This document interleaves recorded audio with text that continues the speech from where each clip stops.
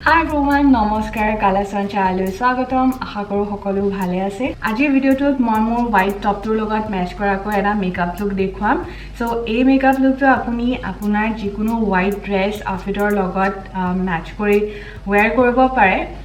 এই মেকআপ লুকটোত মই এটা স্মোকি গ্ৰে কালাৰৰ স্মোকি আই মেকআপ লুক কৰিছো যোনটো আই থিংক হোৱাইট ড্ৰেছৰ লগত ধুনীয়াকৈ মেচ কৰিব নাও হোৱাইট ড্ৰেছবোৰ পিন্ধিলে বহুত ধুনীয়া লাগে কিন্তু মেকআপ হোৱাইট ড্ৰেছৰ লগত মেচ কৰিবলৈ হলে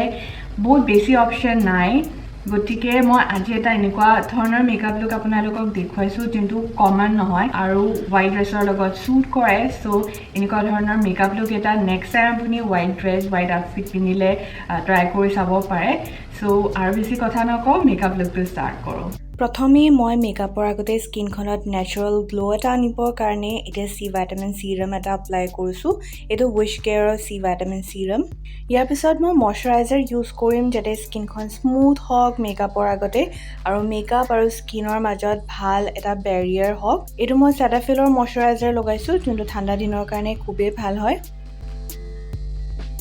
এতিয়া ফাউণ্ডেশ্যনৰ কাৰণে মই Lakmeৰ 925 Matte Plus Primer ফাউণ্ডেশ্যনটো লগাইছোঁ ইয়াতে মেট বুলি লিখা আছে বটলটোত কিন্তু একচুৱেলি মেট নহয়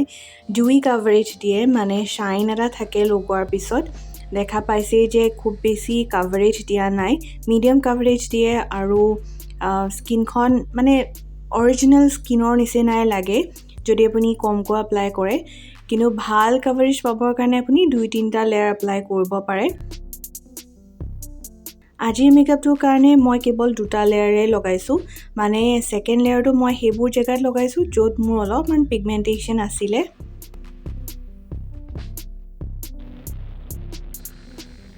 ফাউণ্ডেশ্যনখিনি এপ্লাই কৰাৰ পিছত মই ব্ৰনছাৰৰ স্পঞ্জডালৰ সহায়ত খুব ভালকৈ ব্লেন্ড কৰি ল'লোঁ ফাউণ্ডেশ্যন এপ্লাই কৰাৰ পিছত এতিয়াও যোনবোৰ জেগা মোৰ মুখত অলপমান ডাৰ্ক হৈ আছে যেনে মোৰ চকুৰ চাৰিওফালে ডাৰ্ক সাৰ্কেল আছে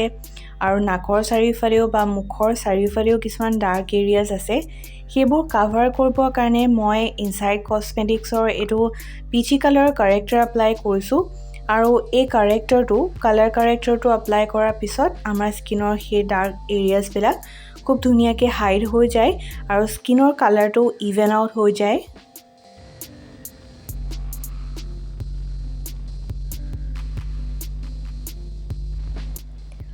ইয়াৰ পিছত মই এটা ব্ৰাইটনিং কনসিলাৰ ইউজ কৰিম এই কনসিলাৰটো আপুনি ইউজ কৰিব পাৰে বা নকৰিবও পাৰে কিন্তু কৰিলে ৰিজাল্টটো বেছি ভাল পোৱা যায় মানে মেকআপটো দেখিবলৈ বেছি ভাল হয় এই ব্ৰাইটনিং কনসিলাৰটো আমাৰ চকুৰ চাৰিওফালে চকুৰ পতাত ফৰহেডত বা নাকৰ টিপৰ ওপৰত আৰু থুতৰিৰ ওপৰত বা মুখৰ চাৰিওফালে যোন জেগাত বেছি পিগমেন্টেশন আছে তাত লগাব পাৰে মই যেনেকৈ লগাইছোঁ তেনেকৈ মই চকুৰ পতাত এই কাৰণে লগাইছোঁ যাতে মোৰ আই মেকআপৰ কাৰণে ধুনীয়া বেছ এটা হয় কনসিলাৰটোৰ সহায়ত আৰু ফৰহেড বা নাকৰ টিপৰ ওপৰত বা থুতৰিত লগাইছোঁ এই কাৰণে যাতে মোৰ মুখৰ হাইয়েষ্ট পইণ্টবিলাক মানে ওখ জেগাবিলাক খুব ধুনীয়াকৈ ব্ৰাইট হৈ যায় আল্টিমেটলি ব্ৰাইটনিং কনসিলাৰ এটা লগালে আপোনাৰ মুখৰ যোনটো গঢ় খুব ধুনীয়াকৈ ফুটি উঠে ফাউণ্ডেশ্যনটো ব্লেন্ড কৰিবলৈ মই স্পঞ্জ লৈছিলোঁ কিন্তু কনসিলাৰ ব্লেন্ড কৰিবলৈ আপুনি এডাল সৰু ব্ৰাছ ল'ব মই যেনেকৈ লৈছোঁ সৰু ব্ৰাছৰ সহায়ত কনসিলাৰখিনি বেছি ভালকৈ এপ্লাই হয় যিহেতু কনসিলাৰটো ফাউণ্ডেশ্যনৰ টেক্সচাৰতকৈ অলপমান বেছি থিক হয় সো কনসিলাৰ ব্লেন্ড কৰিবৰ কাৰণে পাৰ্টিকুলাৰলি কিছুমান কনসিলাৰ ব্ৰাছ থাকে যেনেকৈ এডাল পেকৰ 219 ব্ৰাছ আৰু এডালৰ সহায়ত খুব ধুনীয়াকৈ সিমলেছলি কনসিলাৰখিনি ব্লেন্ড হয়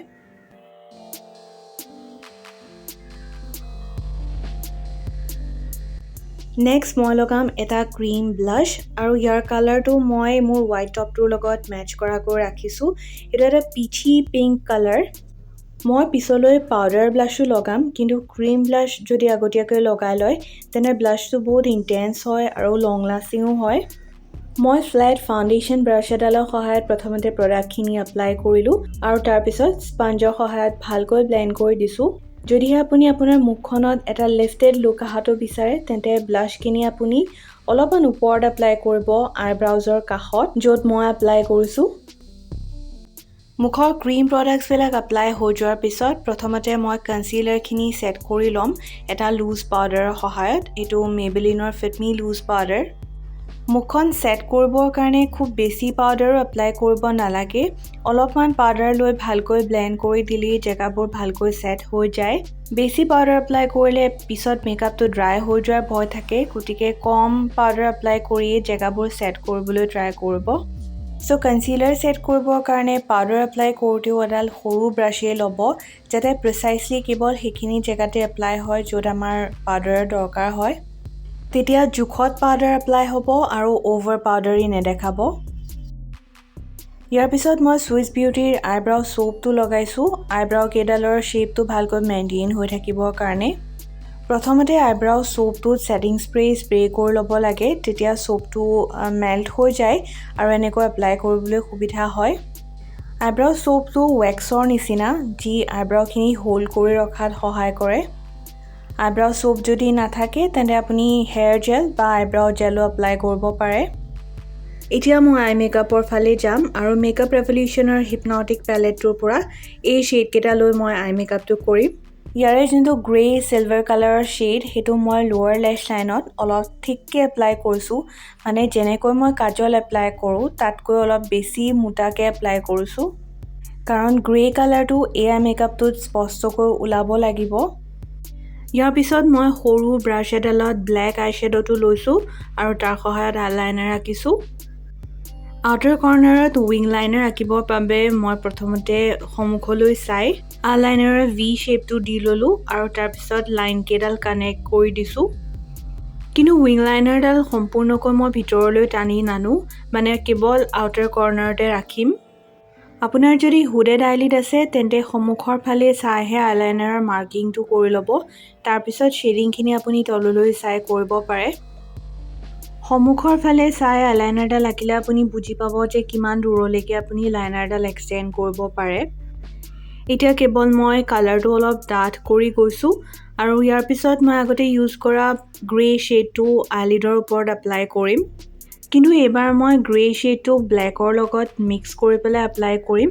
আৰু তেতিয়া শ্বেডটো অলপমান ডাৰ্ক হৈ যাব, গান মেটেল শ্বেডৰ নিচিনা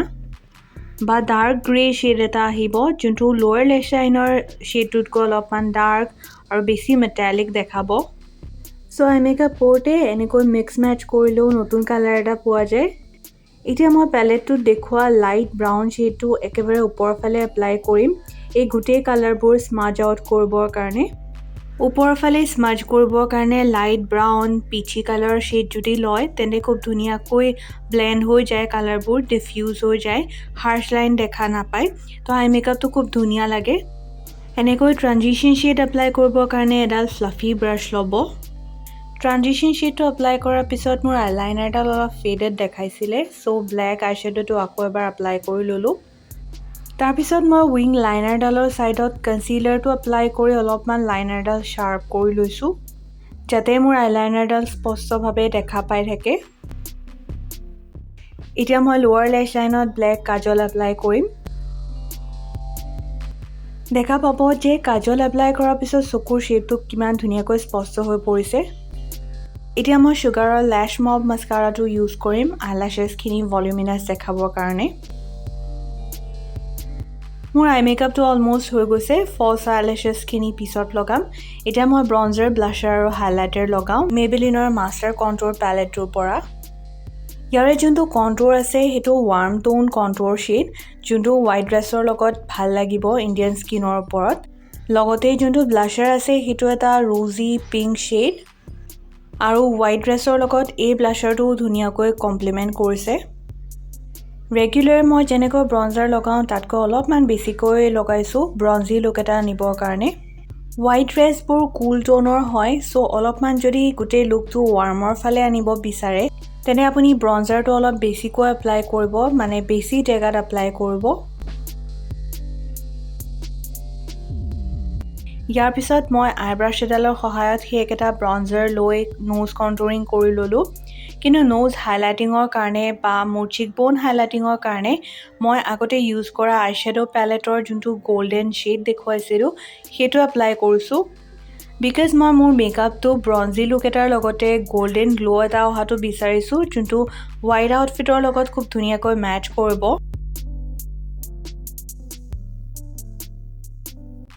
এতিয়া মই লিপ কালাৰ এপ্লাই কৰিম আৰু তাৰ কাৰণে মই আগতে ইউজ কৰা ক্ৰীম ব্লাছটো এপ্লাই কৰিছোঁ বাট লিপ কালাৰটো ইয়াতকৈ অলপমান ডাঠ কৰিম তাৰ বাবে মই ওছো লাক্সৰ লিপ অইলটো ইউজ কৰিছোঁ এই লিপ অইলটো বিৰাট মইশ্চাৰাইজিং হয় আৰু গ্লছি হয় যিকোনো লিপষ্টিকৰ ওপৰত আপুনি এপ্লাই কৰিব পাৰে উঠখন প্ৰটেক্ট হৈ থকাৰ লগতে প্লাম্পিও দেখায় ইয়াৰ পিছত মই আইব্ৰাউখিনি আঁকি ল'ম পেকৰ আইব্ৰাউ ক্ৰীমটোৰ সহায়ত ইয়াৰ শ্বেডটো হৈছে চেডাৰ ক্ৰীম আৰু মই কেৱল মোৰ যোনবোৰ জেগাত আইব্ৰাউ অলপ কমকৈ আছে হেয়াৰ কমকৈ আছে তাতে মই হেয়াৰৰ নিচিনা ষ্ট্ৰোক দিছোঁ আইব্ৰাউ ব্ৰাছডালৰ সহায়ত একদম হেভিকৈ আইব্ৰাউ ক্ৰীমটো এপ্লাই কৰি লোৱা নাই যিমান পাৰি নেচাৰেল কৰিবলৈ ট্ৰাই কৰিছোঁ এনেকুৱা মিহি আইব্ৰাউ ব্ৰাছ এডাল যদি আছে তেন্তে ব্ৰাছৰ নিচিনা ষ্ট্ৰোকছ দিবলৈ ইজি হয় দেন ফাইনেলি মই পেকৰ M72 লেছেছ এপ্লাই কৰিলোঁ আৰু এইটো মোৰ ফাইনেল লুকটো আপুনি নেক্সট টাইম হোৱাইট আউটফিট পিন্ধিলে এই মেকআপ লুকটো এবাৰ ট্ৰাই কৰি চাব পাৰে